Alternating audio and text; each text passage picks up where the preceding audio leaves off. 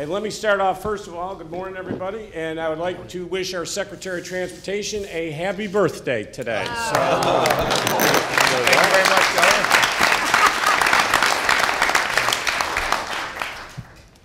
Governor. Before I begin talking about the plan that is in front of you and about to adopt today, I would like to take this opportunity to first say a couple words about the federal transportation funding issue that's going on today.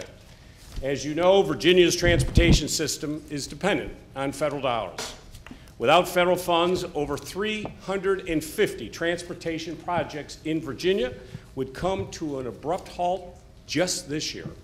Almost 50 transit operators, mostly in rural Virginia, would shut down. Unfortunately, these federal funds are quickly running out.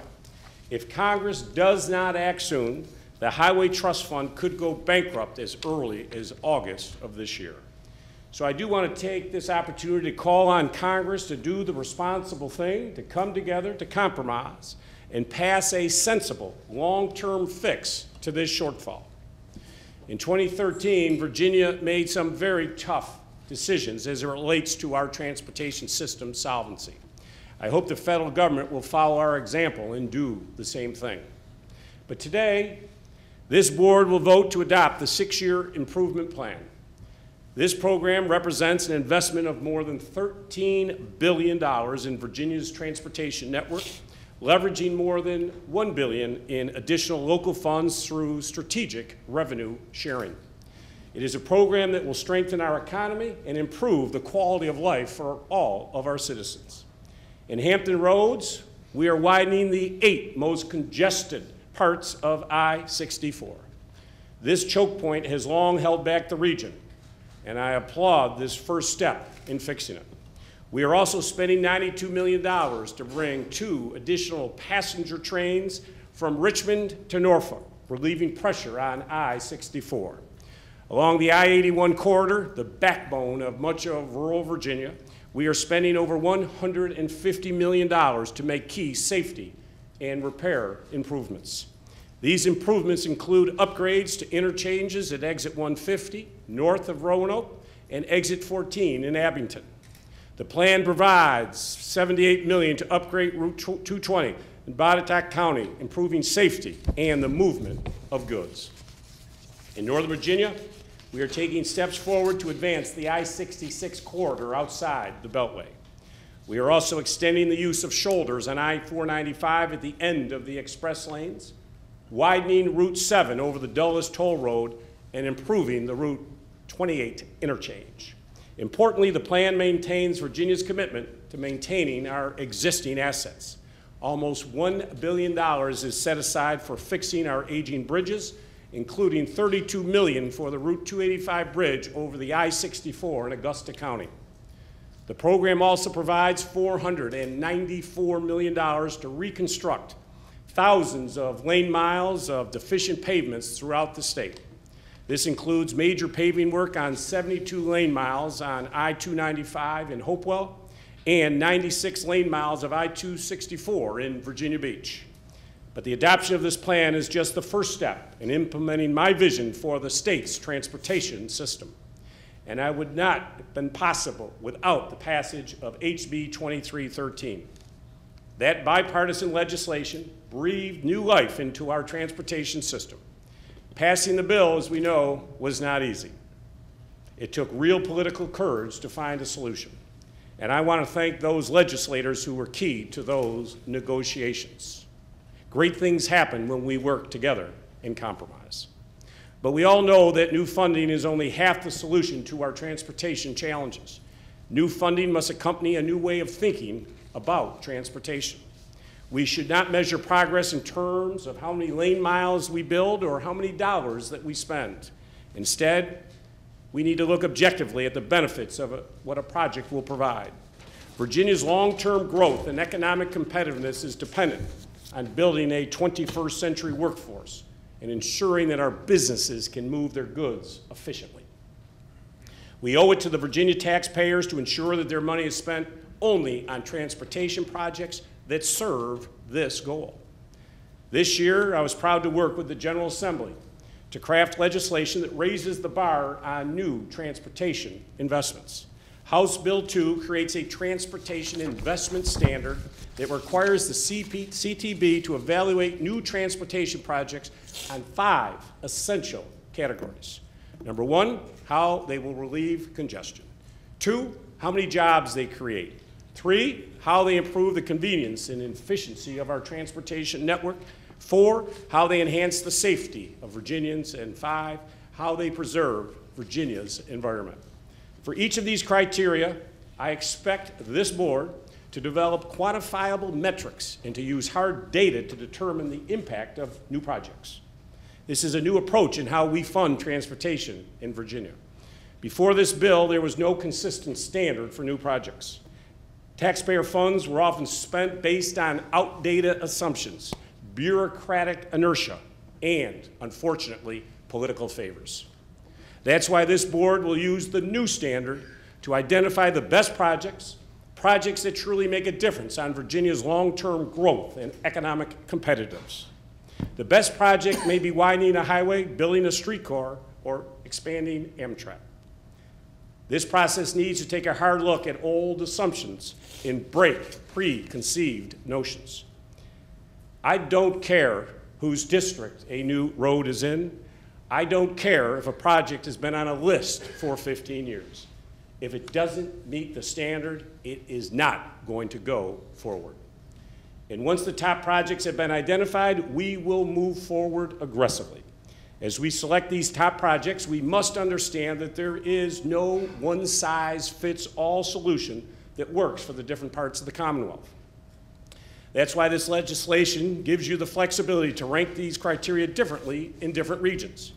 For example, in Northern Virginia, in Hampton Roads, where commuters are wasting hours and hours stuck in traffic, I expect congestion relief will be a top issue. In rural Virginia, where congestion isn't the biggest problem and jobs are in short supply, I expect economic development and safety to be the top of those lists. Our ability to identify these priorities is only as good as the data that we have. Recent advances in technology and data analysis have revolutionized the way businesses plan for the future. Companies are able to consider thousands of pieces of data to predict trends and inform their strategic decisions. It's time for Virginia's transportation system to catch up. Big data can help us understand travel patterns in ways not possible just a few years ago. Leveraging cutting-edge innovations like these will help ensure that we are making the smartest choices. Finally, HB 2 will greatly improve the transparency of Virginia's transportation planning process. Today, the logic behind which projects get built and which do not can be murky and hard to understand. Decisions are often hidden behind an alphabet soup of acronyms and tangled lines of communication. From year to year, communities do not know where their projects stand on the 6-year program. This makes it next to impossible for Virginia citizens to have true input on how transportation monies are actually spent. This has to change. Therefore, once HB 2 is fully implemented, Virginians will have access to a website that clearly indicates which projects were evaluated and what score they received. In this way, legislators, stakeholders, and citizens will be able to hold policymakers accountable for their actions. Transparency and engagement must be the key elements now on all transportation decisions, not just those in the HB 2 process. Our network of roads, rail lines, bridges, and tunnels represent billions of dollars of public dollars. This network has the power to change the face of our communities dramatically and permanently. We cannot build and maintain this network with backroom deals and midnight votes. US 460 is a perfect example of wasted taxpayer dollars on a road that was rushed for political purposes. Taxpaying Virginians should be outraged that they are now on the hook for $300 million for a road where not a single shovel has gone in the ground and the right paperwork was not even filed. That's why I expect my administration to go out of the way to make sure that they are soliciting meaningful input from local leaders and citizens. In crafting the plan that you have adopted today and are about to, Secretary Lane personally heard over 160 speakers from each of our 9 construction districts. In response to their concerns, 15 projects were added or advanced in the new plan. And while Virginians may not always agree with our decision, they will always, folks, know how our decision was made. The work of the US 29 Charlottesville Advisory Panel is a prime example of this commitment. For over 30 years, improvements to the 29 corridor through Charlottesville were stalled. The stalemate over the bypass was unproductive, and it left citizens in the dark as to the future of their community. When the federal government sent my administration a letter saying that the project would not move forward, I decided that we had to resolve the issue now. And I decided that we had to resolve it out in the open, where everyone would get a chance to speak and hear the other side. So we created the US 29 Charlottesville Advisory Panel, which included representatives of local government, chambers of commerce, and the environmental community. Every affected group was invited to participate in these deliberations. Their meetings were held in public and were live streamed on our website. After months of this open and transparent debate, the panel arrived at a series of compromise recommendations. Like any true compromise, no one gets everything that they want. But without a doubt, the projects listed in the panel's report represent the most cost-effective use of taxpayer funds.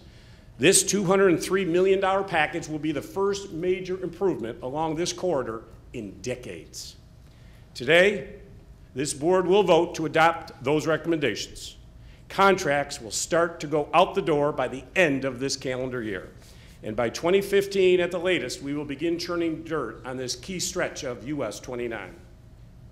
One of their recommendations was to put a down payment of $5 million on a second train to Lynchburg. Well, today I am proud to announce that this program will fully fund the second Lynchburg train. In 2009, when the first train ran from DC to Lynchburg, it was the local business community that celebrated. They celebrated because they knew that this new service would provide a convenient, congestion-free connection between the region's business and employment hubs all across the country. Today, this rail link is a central part of the region's business recruitment and job creation strategy. In fact, there are now more than twice as many riders on this train than originally predicted. And it is one of the few profitable Amtrak routes in the nation. This train is a great example of why we must ensure that rail and public transit alternatives are considered equally, along with highway projects. These diverse modes of transportation give Virginians more travel options, take cars off the roads and trucks, and reduces congestion. They also spur the type of community development that attracts the workforce of the 21st century. Demographic and market studies consistently show that workers in the 21st century economy prefer walkable communities that are served by rail and public transit as well as roads. And if we want to cultivate this workforce, which we need to do, we need to get ahead of these trends. We need a transportation system where our workers have the option to drive, walk, or ride to get to and from their jobs. A key component of this system is passenger rail from Richmond to Washington. Train service in this corridor is crucial to connecting our Commonwealth, the businesses and jobs in the Northeast. Today, that is not a convenient ride. It can take 3, 4, 5, or 6 hours today. That is unacceptable. So my director of the DRPT, Jennifer Mitchell, is working on a plan to leverage our new rail funds to start improvements along this corridor during my administration. We are also working on expanding Hampton Roads' public transit options. Earlier this year, Secretary Lane worked with the Virginia Beach to reach a consensus to expand the Tide light rail into their city, something I promised when I ran for governor. The opportunity that we could open up this entire community to go from Norfolk to Virginia Beach. And at some point, expanding it all the way to the naval base to help those young men in uniform who want to get to the beach on the weekends. This is what we have to do, and this is what is your responsibility. But that agreement represents the first step towards creating a meaningful regional transit system in Hampton Roads, which I know everybody in this room understands we desperately need. Norfolk has already seen significant benefits from the tide, more than $800 million in new development. With figures like that, it's no surprise that Norfolk's neighbors are now moving to extend the system. In fact, just last week, Chesapeake indicated that it was now interested in seeing the system expanded to their city as well. Projects like this are an important reminder of why this board must always be asking the tough questions and challenging long-held assumptions. As CTB members, you are not rubber stamps. You are responsible for looking at every aspect of the way we craft our transportation policy. I am holding you accountable for that. If the way we are doing business right now doesn't make sense, I want you to scrap it. It's your responsibility to allocate Virginia's transportation dollars. It's not VDOT's responsibility. It's not DRPT's responsibility. It is your responsibility. These funds should be focused on improving the ability of Virginia businesses to move goods, attracting more jobs to the Commonwealth, and improving the quality of life for all Virginians. We have a fantastic opportunity in front of us. With new funding, a new way of thinking, and a new culture of transparency and engagement, we now have the chance to build a transportation system that makes a real difference in the lives of Virginians. We can build a transportation system that lays the foundation for long-term economic growth and cements our competitive advantage in this 21st century economy. I thank you for all serving, and I look forward to working with you. Thank you very much. Thank you, Governor.